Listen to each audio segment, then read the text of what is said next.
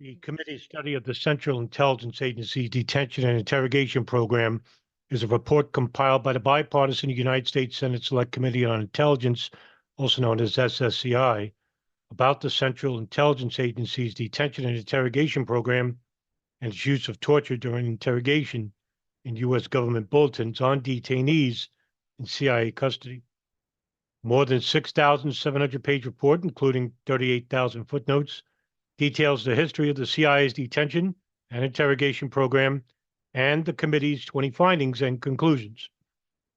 On December 9th, 2014, the SSCI released a 525-page portion that consisted of key findings and an executive summary of the full report. It took more than 5 years to complete. The full unredacted report remains classified. Today's summary. CIA representatives about the effectiveness of its enhanced interrogation techniques against specific CIA detainees. While the CIA made numerous general representations about the effectiveness of its enhanced interrogation techniques, CIA representations on specific detainees focused almost exclusively on two CIA detainees, Abu Zubaydah, detained on March 28, 2002, and Khalid Sheikh Mohammed, detained on March 1, 2003. Abu Zubaydah. As described in greater detail in the full committee study, the CIA provided significant information to policymakers and the Department of Justice on the CIA's decision to use the newly developed CIA enhanced interrogation techniques on Abu Zubaydah and the effects of doing so. These representations were provided by the CIA to the CIA's Office of the Inspector General, the White House, the Department of Justice, Congress, and the American public. Representations include that, 1. Abu Zubaydah told the CIA he believed the general U.S. population was weak, lacked resilience, and would be unable to do what was necessary. 2. Abu Zubaydah stopped cooperating with U.S. government personnel using traditional interrogation techniques. 3. Abu Zubaydah's interrogation team believed the use of the CIA's enhanced interrogation technique would result in critical information on terrorist operatives and plotting. And 4. The use of CIA's enhanced interrogation techniques on Abu Zubaydah was effective in eliciting criminal intelligence from Abu Zubaydah. These representations are not supported by internal CIA records. The CIA representation that Abu Zubaydah expressed his belief that the general U.S. population was weak, lacked resilience, would be unable to do what was necessary to prevent the terrorists from succeeding in their goals is not supported by the CIA records. On August 30th, 2006, a CIA officer from the CIA's Al-Qaeda Plans and Organization Group wrote, "We have no records that he declared that America was weak and lacking in resilience, and that our society did not have the will to do what was necessary to prevent the terrorists from succeeding in their goals." In a CIA same-time communication that day, a CIA Alex Station officer wrote, "I could find no reference to Abu Zubaydah being defiant and declaring America weak. In fact, everything I have read indicated he used a non-defiant resistance strategy." In response, the chief of the redaction, Department of Counterterrorism, wrote, "I've certainly heard that said of Abu Zubaydah for years, but don't know why." The CIA Alex Station officer replied, "Probably a combo of Deputy Chief of Alex Station blank and blank. I'll leave it at that." The chief of the redaction department completed the exchange, writing, "Yes, believe so and agree. We shall pass over in silence."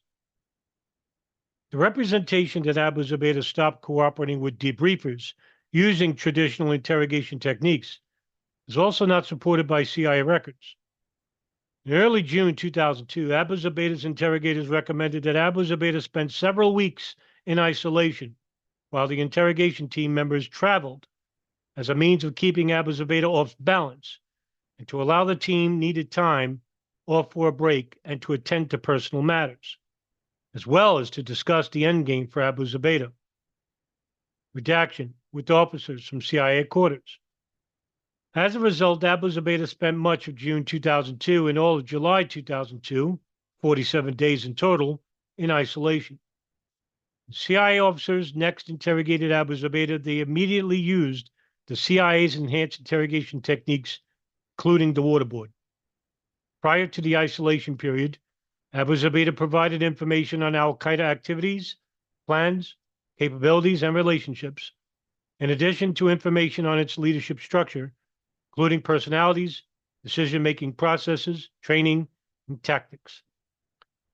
Abu Zubaydah provided the same type of information prior to, during, and after the use of the CIA's enhanced interrogation techniques.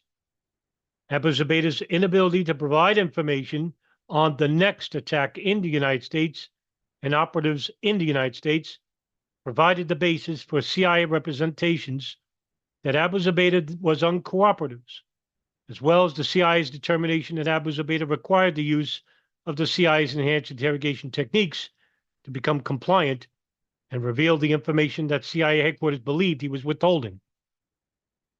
The CIA further stated that Abu Zubaydah could stop the application of the CIA's enhanced interrogation techniques, like the waterboard, by providing the names of operatives in the United States or information to stop the next attack.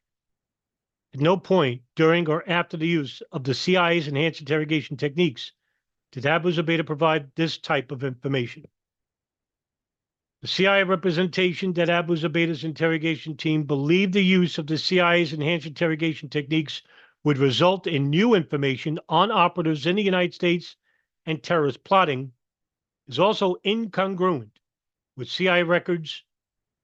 While Abu Zubaydah was in isolation in July of 2002, CIA headquarters informed the Department of Justice and White House officials that Abu Zubaydah's interrogation team believed Abu Zubaydah passed information on terrorist threats to and al-Qaeda operatives in the United States. The CIA officials further represented that the interrogation team had concluded that the use of the more aggressive methods is required to persuade Abu Zubaydah to provide the critical information needed to safeguard the lives of innumerable innocent men, women, and children within the United States and abroad, and warned countless more Americans may die unless we could persuade Abu Zubaydah to tell us what he knows. However, according to CIA cables, the interrogation team at the detention site had not determined that the CIA's enhanced interrogation techniques were required for Abu Zubaydah to provide such threat information. Rather, the interrogation team wrote, "Our assumption is the objective of this operation is to achieve a high degree of confidence that Abu Zubaydah is not holding back actionable information concerning threats to the United States beyond that which Abu Zubaydah has already provided. The CIA representation that the use of the CIA's enhanced interrogation techniques on Abu Zubaydah was effective in producing critical threat information on terrorists and terrorist plotting against the United States is also not supported by CIA records.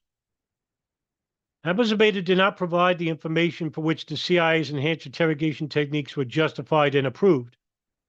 Information on the next attack and operatives in the United States. According to CIA records, Abu Zubaydah provided information on al-Qaeda activities, plans, capabilities, and relationships, in addition to information including structure, personalities, decision-making processes, training, and tactics. Further, a quantitative review of Abu Zubaydah's intelligence reported indicates that more intelligence reports were disseminated from Abu Zubaydah's first 2 months of interrogation before the use of the CIA's enhanced interrogation techniques, and when FBI special agents were directly participating, than were derived during the next 2-month phase of interrogations, which included the nonstop use of the CIA's enhanced interrogation techniques 24 hours a day for 17 days. Nonetheless, on August 30th, 2002, the CIA informed the National Security Council that the CIA's enhanced interrogation techniques were effective in producing meaningful results.